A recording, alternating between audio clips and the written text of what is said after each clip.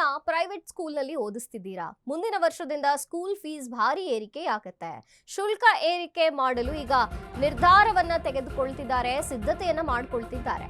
Private ಸ್ಕೂಲ್ನಲ್ಲಿ ಓದಿಸ್ತಿದ್ದೀರಾ ನಿಮ್ಮ ಮಕ್ಕಳನ್ನ ಅಂದ್ರೆ ಮುಂದಿನ ವರ್ಷದಿಂದ ಸ್ಕೂಲ್ ಫೀಸ್ ಏರಿಕೆಯಾಗುತ್ತೆ. ಶುಲ್ಕ ಏರಿಕೆ ಮಾಡಲು ಖಾಸಗಿ ಶಾಲೆಗಳು ಸಿದ್ಧತೆ ನಡೆಸುತ್ತಿದ್ದಾವೆ. ಖಾಸಗಿ ಶಾಲೆಗಳಿಂದ ಶುಲ್ಕ ಏರಿಕೆ ಮಾಡಲು ನಿರ್ಧಾರವನ್ನ ತೆಗೆದುಕೊಳ್ಳಲಾಗ್ತಿದೆ.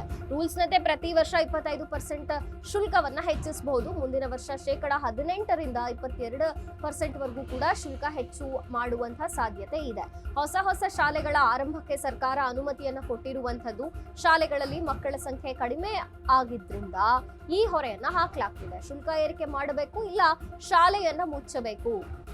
ಅನಿವಾರ್ಯವಾಗಿ ಶುಲ್ಕ ಏರಿಕೆ ಮಾಡಲು ಈಗ ನಿರ್ಧಾರವನ್ನ ತೆಗೆದುಕೊಳ್ಳಲಾಗ್ತಿದೆಯಂತೆ. ಶಾಲೆ ನಡೆಸೋಕೆ ಶಿಕ್ಷಕರಿಗೆ ವೇತನ ನೀಡೋಕೆ ಕಷ್ಟವಾಗ್ತಿದೆ, ಹಾಗಾಗಿ ಏರಿಕೆ ಅಂತ ಹೇಳಲಾಗ್ತಿದೆ. ನಿರ್ವಹಣಾ ವೆಚ್ಚವನ್ನ ಸರಿದೂಗಿಸುವಂತಹ ನಿಟ್ಟಿನಲ್ಲಿ ಶುಲ್ಕ ಏರಿಕೆ, ಫೀಸ್ ಏರಿಕೆಗೆ ಕಡಿವಾಣ ಹಾಕಲು ಪೋಷಕರು ಒತ್ತಾಯಿಸುತ್ತಿದ್ದಾರೆ. ಶುಲ್ಕ ಪ್ರತಿ ವರ್ಷದ ಬದಲಿಗೆ 3 ವರ್ಷಕ್ಕೊಮ್ಮೆ ಹೆಚ್ಚಿಸಿ ಅನ್ನೋದು ಪೋಷಕರ ಮನವಿಯಾಗಿದೆ. ಆದ್ರೆ ಈಗ ಪ್ರೈವೇಟ್ ಸ್ಕೂಲ್ಗೆ ಹೋಗ್ತಿರುವಂತಹ ಮಕ್ಕಳ ಫೀಸ್ನಲ್ಲಿ ಏರಿಕೆಯಾಗುವಂತಹ ಚಾನ್ಸಸ್ ತುಂಬಾನೇ ಇದೆ. ರೂಲ್ಸ್ ಪ್ರಕಾರ 25% ಪ್ರತಿ ವರ್ಷವೂ ಕೂಡ ಹೆಚ್ಚು ಮಾಡಬಹುದು.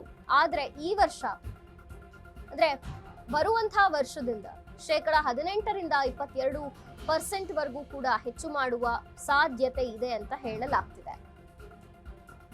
ಶುಲ್ಕ ಏರಿಕೆ ಆಗುತ್ತೆ ಮುಂದಿನ ವರ್ಷದಿಂದ. ಹೊಸ ರೂಲ್ಸ್ ತರ್ತಿದ್ದಾರೆ. ಜೊತೆಗೆ ಮಕ್ಕಳನ್ನ ಪ್ರೈವೇಟ್ ಸ್ಕೂಲ್ಗೆ ಕಳಿಸೋದು ಅಂದ್ರೆ ಇದು ಅದರ ಫೀಸ್ ಏನಿದೆಯಲ್ಲ ಒಂದ್ ರೀತಿ ಹೊರೆ ಆಗತ್ತೇನೋ ಅನ್ನುವಂಥ ರೀತಿಯಲ್ಲಿ ಹೆಚ್ಚಾಗ್ತಿರುವಂಥದ್ದು. ಈ ಬಗ್ಗೆ ಬೇರೆ ರೀತಿಯ ಅಭಿಪ್ರಾಯಗಳು ಕೂಡ ಉಂಟಾಗ್ತಿದೆ.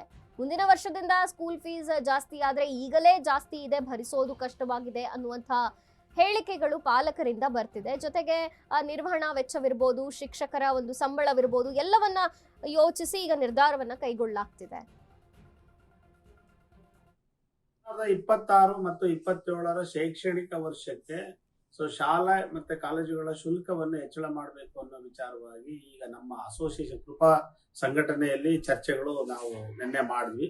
ಆ ವಿಚಾರವಾಗಿ ನಾವು ಒಂದು ನಿರ್ಧಾರಕ್ಕೆ ಬಂದಿದ್ದೀವಿ. ಯಾಕೆಂತಂದ್ರೆ ವಸ್ತುಗಳ ಬೆಲೆಗಳು ಜಾಸ್ತಿ ಆಗ್ತಿದ್ದಾವೆ.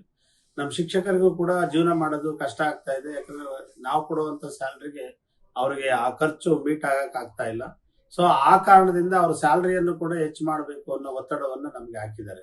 ಸೊ ಅವ್ರು ಒತ್ತಡ ಹಾಕಿರೋದು, ಶಿಕ್ಷಕರೆಲ್ಲ ಒತ್ತಡ ಹಾಕಿರೋದು 20% ವರೆಗೂ ಇನ್ಕ್ರೀಸ್ ಮಾಡಬೇಕು ಅಂತೇಳಿ. ಆದ್ರೆ ನಾವು 20% ವರೆಗೂ ನಾವು ಅವ್ರಿಗೂ ಕೂಡ ಇನ್ಕ್ರೀಸ್ ಮಾಡಕ್ಕಾಗಲ್ಲ. ಮತ್ತೆ ಇದು ವಿದ್ಯಾರ್ಥಿಗಳ ಶುಲ್ಕವನ್ನು ಕೂಡ ನಾವು 20% ವರೆಗೂ ಇನ್ಕ್ರೀಸ್ ಮಾಡೋದಕ್ಕೆ ಕಾನೂನಲ್ಲೆಲ್ಲ ಅವಕಾಶ ಇಲ್ಲ.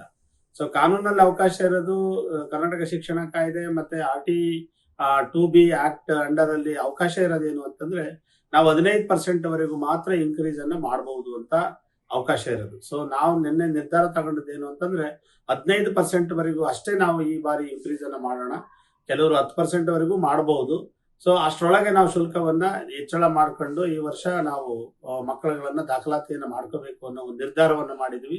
ಸೊ ಅದು ಜನಗಳಿಗೂ ಹೆಚ್ಚು ಹೊರೆಯಾಗಬಾರ್ದು ಅನ್ನೋದನ್ನು ಕೂಡ ಒಂದು ಸೂಚನೆಯನ್ನು ಕೂಡ ಎಲ್ಲರಿಗೂ ಕೊಟ್ಟಿದ್ದೀವಿ. ಕಾರಣ ಏನು ಅಂತಂದ್ರೆ ಈಗ ಗಲ್ಫ್ ಅಲ್ಲಿ ವಾರ್ ನಡೀತಾ ಇದೆ, ವೆಸ್ಟ್ ಏಷ್ಯಾದಲ್ಲಿ ಇಸ್ರೇಲ್ ಮತ್ತೆ ಇರಾಕ್ ಮತ್ತೆ ಇತರ ಎಲ್ಲಾ ರಾಷ್ಟ್ರಗಳ ಮಧ್ಯೆ ಆ ವಾರ್ ನಡೀತಾ ಇರೋದ್ರಿಂದ ಬಹುಶಃ ಮುಂದಿನ ದಿನಮಾನಗಳಲ್ಲಿ ಪೆಟ್ರೋಲ್ ಮತ್ತು ಡೀಸೆಲ್ ಬೆಲೆನೂ ಕೂಡ ಜಾಸ್ತಿ ಆಗೋ ಸಾಧ್ಯತೆ ಇದೆ. ಸೊ ಹಾಗೆ ಜಾಸ್ತಿ ಆದಾಗ ವಸ್ತುಗಳ ಬೆಲೆಗಳ ಮೇಲೆ ಕೂಡ ಅದ್ರ ಇಂಪ್ಯಾಕ್ಟ್ ಜಾಸ್ತಿ ಆಗುತ್ತೆ. ಸೊ ಸಹಜವಾಗಿ ಇನ್ಫ್ಲೇಷನ್ ರೈಸ್ ಆಗೋದ್ರಿಂದ ಜೀವನ ಮಾಡುವಂತಹ ಖರ್ಚಿದೆಯಲ್ಲ, ಸೊ ಅದು ಕೂಡ ಜಾಸ್ತಿ ಆಗೋ ಸಾಧ್ಯತೆ ಇದೆ. ಅದರ ಹೊರೆ ಶಿಕ್ಷಕರ ಮೇಲೂ ಬೀಳುತ್ತೆ, ಶಾಲಾ ನಿರ್ವಹಣೆ ಮೇಲೂ ಕೂಡ ಬೀಳುತ್ತೆ. ಸೊ ಈ ನಿಟ್ಟಿನಲ್ಲಿ ನಾವು ಒಂದು ಸೂಕ್ತವಾದ ನಿರ್ಧಾರ ತಗೊಂಡಿದ್ದೇನು ಅಂತಂದ್ರೆ 15%. ಕಳೆದ ಬಾರಿ ನಾವು 10% ವರೆಗೂ ಇನ್ಕ್ರೀಸ್ ಮಾಡಿದ್ವಿ. ಈ ಬಾರಿ 10ರಿಂದ 15% ವರೆಗೂ ನಾವು ಇನ್ಕ್ರೀಸ್ ಮಾಡಬೇಕು ಅಂತೇಳಿ ನಿರ್ಧಾರವನ್ನ ತಗೊಂಡಿದ್ವಿ. ಸೊ 2026 ಮತ್ತು 27ರ ಶೈಕ್ಷಣಿಕ ವರ್ಷಕ್ಕೆ ಶಾಲಾ ಮತ್ತೆ ಕಾಲೇಜುಗಳ ಶುಲ್ಕವನ್ನು ಹೆಚ್ಚಳ ಮಾಡಬೇಕು ಅನ್ನೋ ವಿಚಾರವಾಗಿ ಈಗ ನಮ್ಮ ಅಸೋಸಿಯೇಷನ್ ಕೃಪಾ ಸಂಘಟನೆ ರೂಲ್ಸ್ ನಂತೆ ಪ್ರತಿ ವರ್ಷ 25% ಹೆಚ್ಚು ಮಾಡೋಕೆ ಅವಕಾಶ ಇದೆ. ಆದರೆ ಇದು ಪಾಲಕರಿಗೆ ಹೊರೆ ಆಗತ್ತೆ. ಸರ್ಕಾರಿ ಶಾಲೆಗಳನ್ನ ಬಹುತೇಕ ಪಾಲಕರು ನಂಬೋದಿಲ್ಲ, ಕಳಿಸೋಕೆ ಒಪ್ಪೋದಿಲ್ಲ. ಹಾಗಾಗಿ ನಮ್ಮ ಮಕ್ಕಳಿಗೆ ಒಳ್ಳೆಯ ಶಿಕ್ಷಣ ಬೇಕು, ನಮ್ಮ ಮಕ್ಕಳು ಚೆನ್ನಾಗಿ ಓದಬೇಕು ಅನ್ನೋ ಕಾರಣಕ್ಕೆ ಖಾಸಗಿ ಶಾಲೆಗಳಿಗೆ ಕಳಿಸ್ತಾರೆ. ಆದರೆ ಅಂಥ ಪಾಲಕರಿಗೂ ಕೂಡ ಸ್ಪೆಷಲಿ ಮಿಡಲ್ ಕ್ಲಾಸ್ ಮೇಲೆ ಮತ್ತೆ ಇದು ಹೊಡೆತ ಬೀಳುತ್ತೆ.